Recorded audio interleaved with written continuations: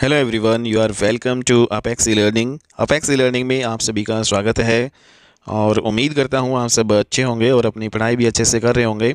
आज की क्लास में हम हिस्ट्री का अपना लेक्चर करेंगे और इसमें आज की क्लास में हम पढ़ेंगे रिलीजियस मूवमेंट ऑफ 600 BC, 600 ईस्वी पूर्व के जो धार्मिक आंदोलन हमारे वे उनमें जो है कौन कौन से आंदोलन हुए उनके बारे में हम डिस्कस करेंगे। तो इसमें जो सबसे इम्पोर्टेंट हमारा बौद्ध धर्म और जैन धर्म आता है, तो आज की क्लास में हम बौद्ध धर्म को पूरा कवर करेंगे।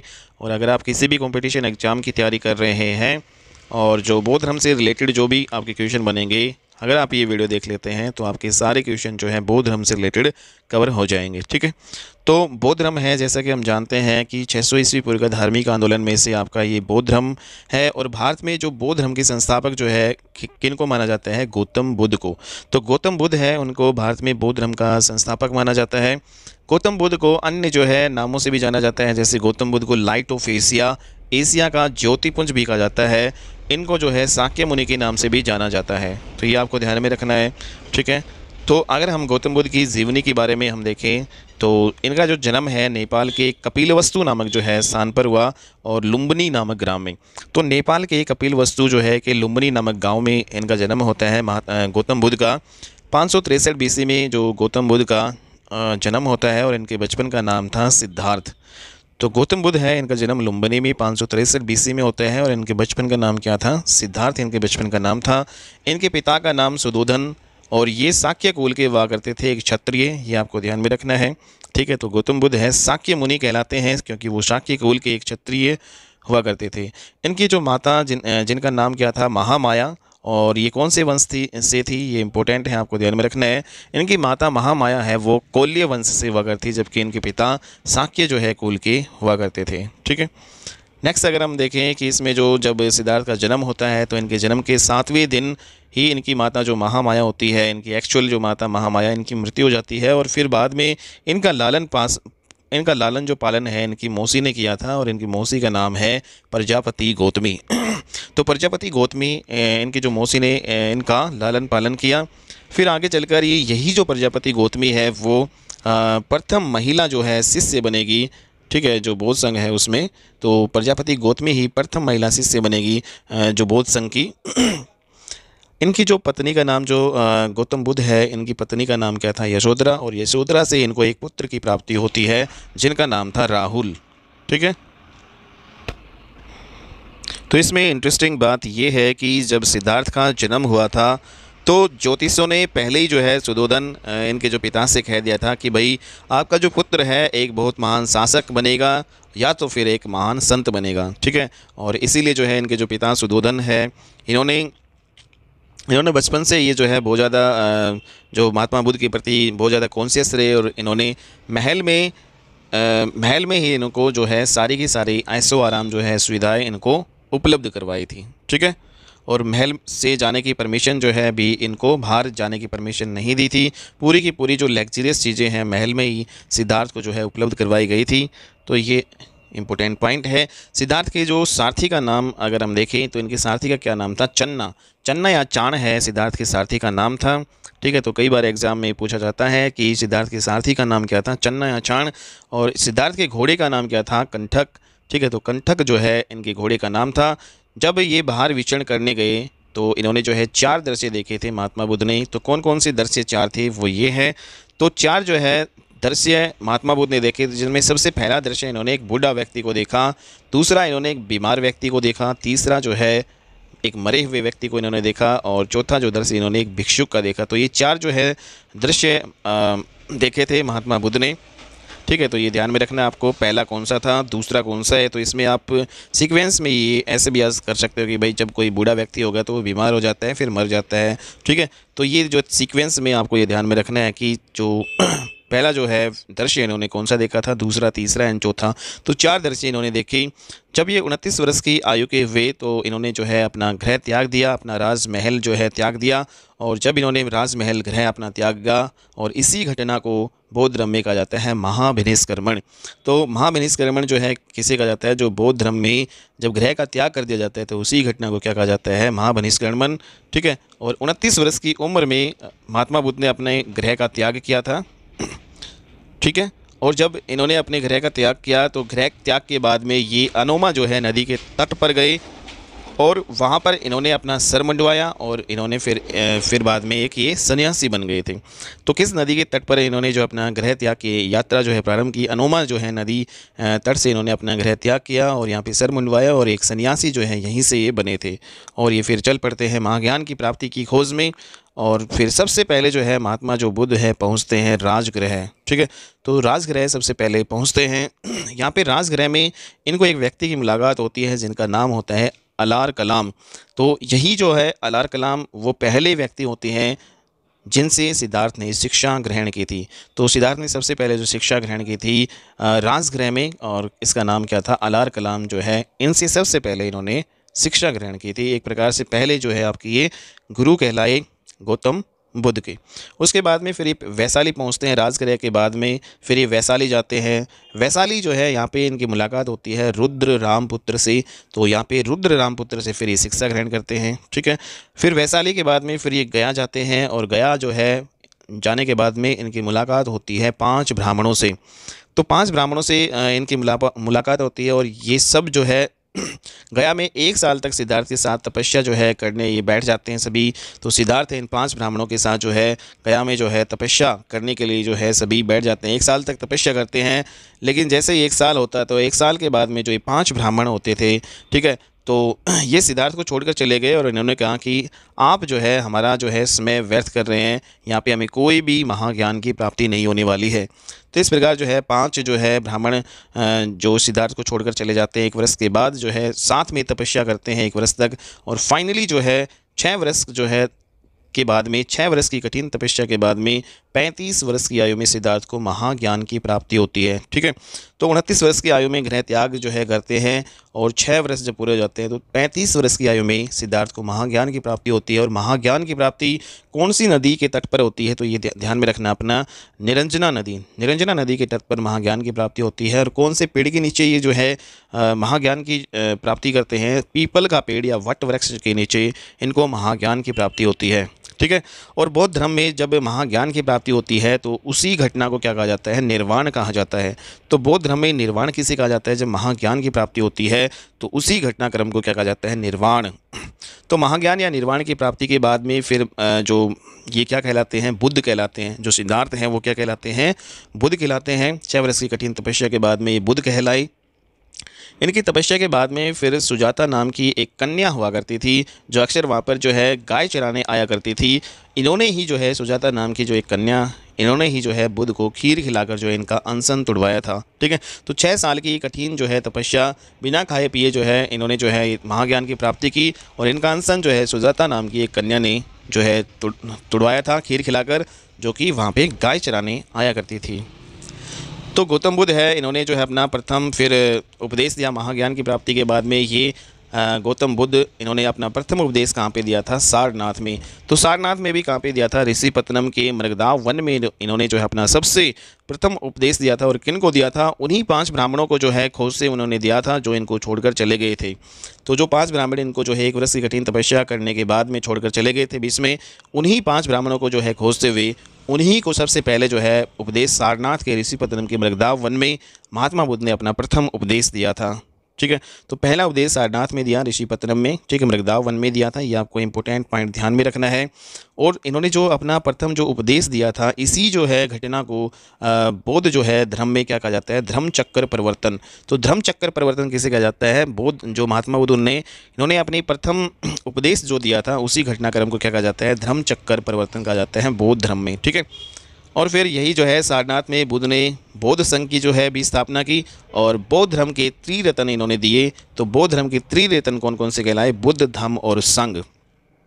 तो इस प्रकार जो है अपना जो है प्रथम उपदेश देने के बाद में इन्होंने एक संघ भी बनाया जो कहलाया बौद्ध संघ। और बौद्ध संघ जो है की स्थापना इन्होंने की सारनाथ में ही की थी। ठीक है, और उसके बाद में त्रिरत्न इन्होंने दिए। तो कौन कौन से त्रिरत्न थे बौद्ध धर्मिक के, तो बौद्ध धर्म में जो है त्रिरत्न जो है आपके होते हैं बुद्ध, धम्म और संघ। एक तो बुद्ध है, फिर धम्म, और उसके बाद में इनका जो संघ बौद्ध संघ है, इसमें जो है ज्वाइन होने की, इसमें जो है शामिल होने की न्यूनतम आयु कितनी जो है निर्धारित की गई थी, 15 वर्ष। तो 15 वर्ष के जो भी होते थे वो बौद्ध संघ को ज्वाइन कर सकते थे, उसमें शामिल हो सकते थे। बौद्ध जो है संघ, इसका कोरम जो है कितना होता था, कोरम इसका 20 मेंबर का जो है इसका कोरम होता था। ठीक है, तो इम्पोर्टेंट पॉइंट है, कोरम जो है बौद्ध संघ का कितना हुआ करता था, 20 मेंबर्स का। इन्होंने जो है अपना प्रथम उपदेश में जीवन के 4 जो है आर्य सत्य बताए। तो महात्मा बुद्ध ने अपने जो प्रथम उपदेश सारनाथ में दिया, तो जीवन के 4 आर्य सत्य भी इन्होंने दिए। तो कौन कौन से 4 आर्य सत्य महात्मा बुद्ध के द्वारा दिए गए? तो पहला आर्य सत्य है दुख, दूसरा है दुख समुदाय, तीसरा दुख निरोध, और चौथा है दुख निरोध गामिनी प्रतिपदा। ठीक है, तो ये जो 4 जो है आर्य सत्य जो है प्रथम उपदेश के बाद इन्होंने जो है बताए, जीवन के 4 आर्य सत्य। नेक्स्ट जो इम्पोर्टेंट जो है चीज़ इन्होंने महात्मा बुद्ध ने बताई कि भाई जो जीवन में जो तृष्णा है, जो इच्छा है, इच्छा को समाप्त करने के लिए अष्टांगिक मार्ग जो है महात्मा बुद्ध ने दिए। तो 8 जो है मार्ग इन्होंने बताए जीवन में जो तृष्णा और इच्छा है उसको समाप्त करने के लिए। पहला जो है इन्होंने अष्टांगिक मार्ग ये बताया कि सम्यक दृष्टि होनी चाहिए, भाई सही जो है दृष्टि होनी चाहिए, सम्यक संकल्प होना चाहिए, अच्छा और सही संकल्प होना चाहिए, सम्यक वाक होनी चाहिए, अच्छी वाणी और सही वाणी होनी चाहिए, सम्यक कर्मांत होना चाहिए, अच्छे कर्म होने चाहिए, सम्यक आजीव होनी चाहिए, मीन्स अच्छी आजीविका या सही दृष्टि से जो कमाई हुई आजीविका होनी चाहिए, सम्यक व्यायाम होना चाहिए, और सम्यक स्मृति होनी चाहिए, और सम्यक समाधि। तो इस प्रकार से जो है ये 8 जो है इन्होंने अष्टांगिक मार्ग जो है बताए। जीवन में जो इच्छाएं बहुत सारी मनुष्य की होती हैं, तो उन इच्छाओं को समाप्त करने के लिए हमें ये 8 मार्ग जो है अपनाने चाहिए महात्मा बुद्ध के। ठीक है, तो ये 8 जो है अष्टांगिक मार्ग इनको कहा जाता है, ये महात्मा बुद्ध ने दिए। नेक्स्ट जो इम्पोर्टेंट पॉइंट अगर हम यहाँ पे देखें तो गौतम बुद्ध ने सबसे पहले जो है 2 शूद्र जो है उनको अपना शिष्य बनाया। तो कौन कौन से 2 शूद्र थे जो पहले जिन्होंने अपना शिष्य बनाया इन्होंने? तो इनका नाम था तपस्सु और भल्लुक।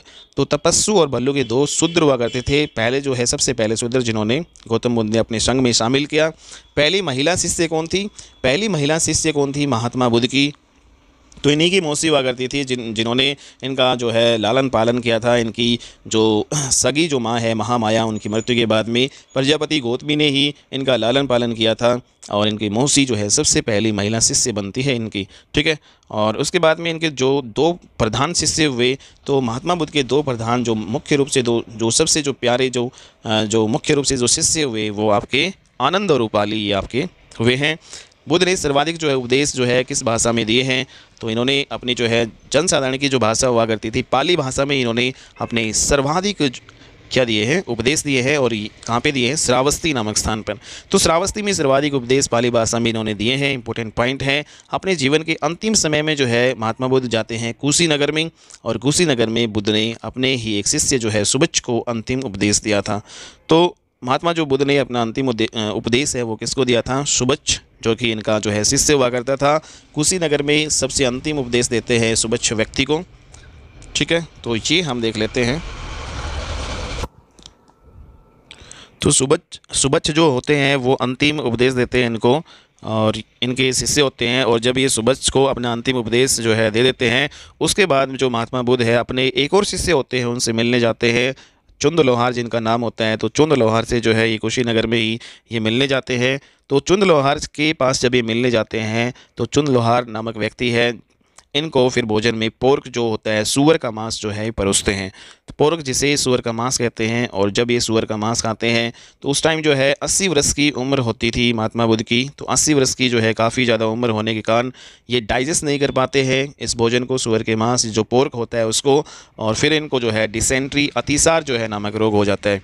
और डिसेंट्री अतिसार नामक रोग हो जाने के कारण ही 483 BC में महात्मा बुद्ध की मृत्यु हो जाती है। ठीक है, तो अतिसार या डिसेंट्री नामक रोग होने के कारण 483 BC में महात्मा बुद्ध की मृत्यु हो जाती है।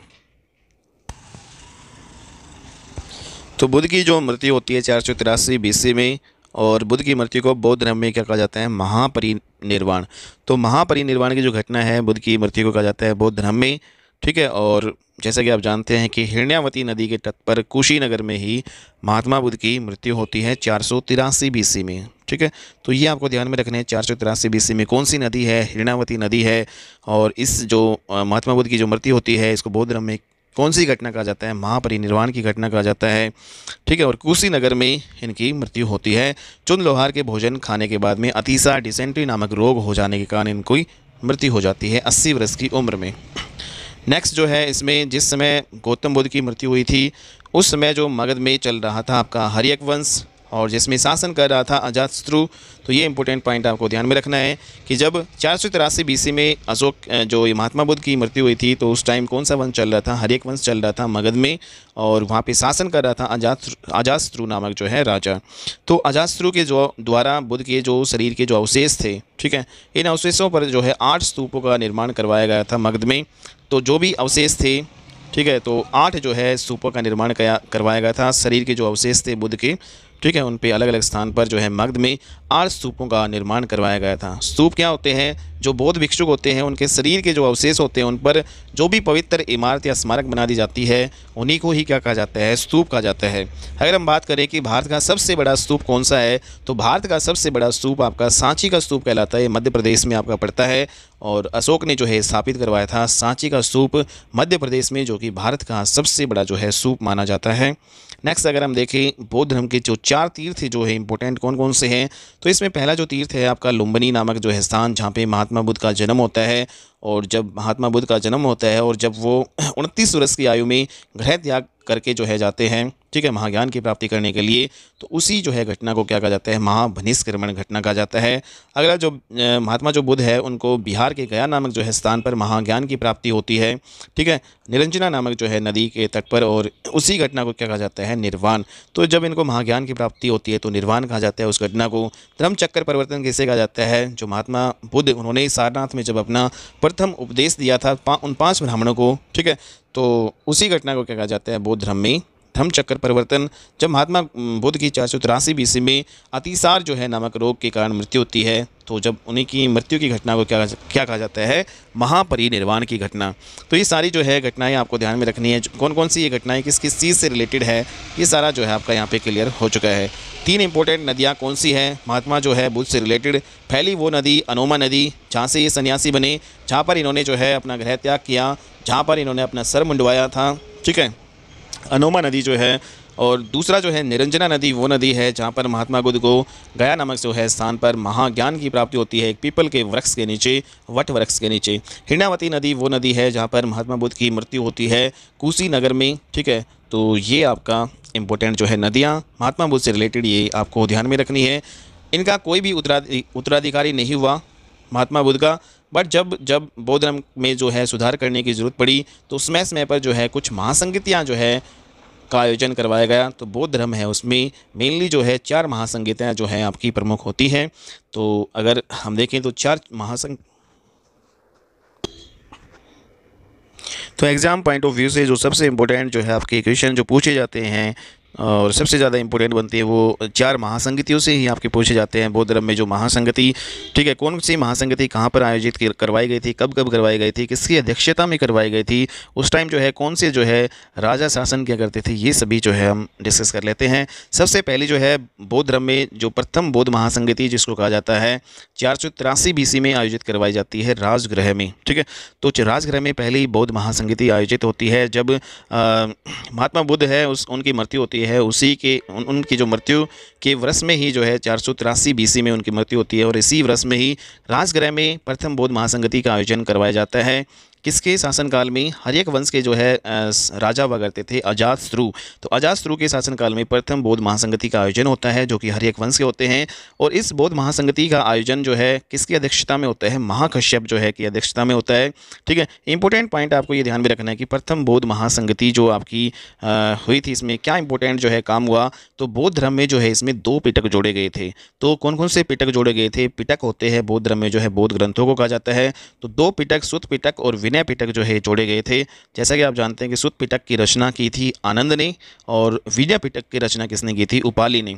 तो ये 2 पिटक जो है जोड़े गए थे प्रथम बौद्ध महासंगति में ही। और आनंद और उपाली जो है महात्मा बुद्ध के 2 प्रमुख शिष्य हुआ करते थे, सबसे प्रमुख। तो जो सुत्त पिटक है उसमें बुद्ध की जो है शिक्षाएं जो हैं दी गई हैं, और जो विनय पिटक है उसमें बौद्ध संघ के नियम आपके लिखे गए हैं। तो बौद्ध संघ के नियम आपके विनय पिटक में हैं। नेक्स्ट अगर हम बात करें द्वितीय बौद्ध महासंगति, और ये आपकी 383 बीसी में जस्ट जो प्रथम महासंगति का आयोजन होता है 483 बीसी में, उसी के जस्ट जो है 100 साल बाद आपकी 383 बीसी में द्वितीय बौद्ध महासंगति का आयोजन वैशाली में करवाया जाता है। ठीक है, प्रथम होती है राजगृह में, दूसरी आपकी वैशाली में होती है। और इस टाइम जो है कौन सा वंश चल रहा था, इस टाइम शिशुनाग वंश चल रहा था, जहाँ पर शासन कर रहे थे कालाशोक नामक जो है राजा। ठीक है, तो कालाशोक जो है के शासनकाल में ही द्वितीय बौद्ध महासंगति का आयोजन होता है और ये शिशुनाग वंश से थे। इनकी जो है अध्यक्षता, जो द्वितीय बौद्ध संगति की अध्यक्षता की थी साबक मीर ने।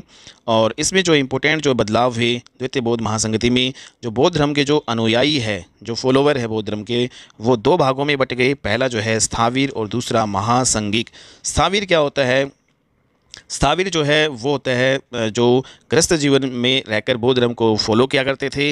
महासंगिक वो होते हैं जो गृह त्याग देते थे, फिर उसके बाद में बौद्ध संघ में शामिल होकर बौद्ध धर्म को वो फॉलो करते थे। तो इस प्रकार जो है द्वितीय बौद्ध महासंगति में ये जो बौद्ध धर्म है कि फॉलोवर दो भागों में बट गए थे, स्थावीर जो है और महासंगिक। ठीक है, ये आपको ध्यान में रखना है। तृतीय बौद्ध महासंगति सबसे इम्पोर्टेंट आपकी ये है, काफ़ी बार एग्जाम में पूछी जाती है। अशोक के शासनकाल में जो है आपकी आयोजित करवाई जाती है, जब अशोक जो है राजा होते हैं। 251 बीसी का टाइम पीरियड जो है में आयोजित करवाई जाती है पाटलिपुत्र नामक स्थान पर। तृतीय बौद्ध महासंगति का आयोजन होता है पाटलिपुत्र में, 251 बीसी में होती है इसका आयोजन। और अशोक के शासनकाल में मौर्य वंश के जो है शासक अशोक थे, और इसमें तृतीय बौद्ध महासंगति की अध्यक्षता की थी मोगलीपुत्र तिस्स ने। तो मोगलीपुत्र तिस्स ने इसकी अध्यक्षता की थी, और अशोक ने बौद्ध धर्म में जो है फिर इसमें तीसरा पिटक भी जोड़ा, जिसको कहा जाता है अभिधम्म पिटक। जैसा कि आप जानते हैं कि सुत्त पिटक, विनय पिटक, दो पिटक हुआ करते थे।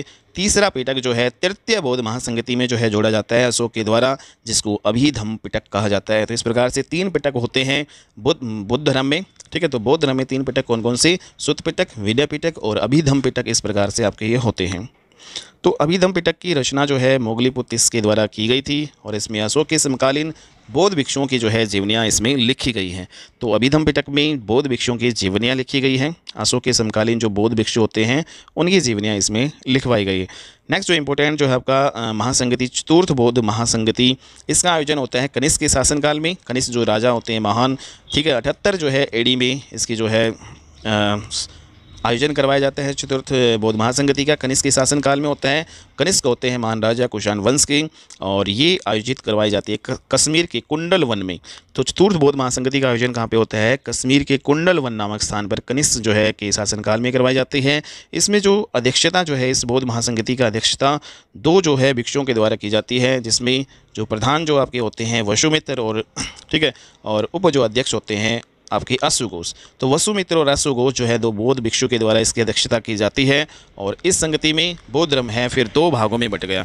तो कौन सी महा जो है संगति में बौद्ध धर्म 2 भागों में बटाया? तो यहाँ पे आपकी चतुर्थ बौद्ध महासंगति में, जिसमें आपका बौद्ध धर्म है 2 भागों में, हीनयान और जो है महायान, 2 भागों में आपका ये बट गया था बौद्ध धर्म। तो हीनयान जो है कौन कौन से हैं और महायान कौन से हैं वो हम देख लेते हैं। हीनयान जो है वो होते हैं जो मूर्ति पूजा में विश्वास नहीं करते हैं। महायान जो है ये वो थे जो बुद्ध की मूर्ति बनाकर जो है पूजा किया करते थे। ठीक है, मूर्ति पूजा में विश्वास ये करते थे। हीनयान जो है ये बुद्ध की शिक्षाओं को बिल्कुल कट्टरता से फॉलो करते थे, मतलब बिना कोई चेंजमेंट के, ठीक है, बिना बदलाव के बिल्कुल कट्टरता से पालन करते थे एज इट इज़। ठीक है, और महायान जो है ये बुद्ध की शिक्षाओं में बदलाव करके उनको फॉलो किया करते थे। और हीनयान की बात करें तो ये गौतम बुद्ध को केवल एक महापुरुष मानते थे, जबकि महायान है ये गौतम बुद्ध को देवता के रूप में मानते थे।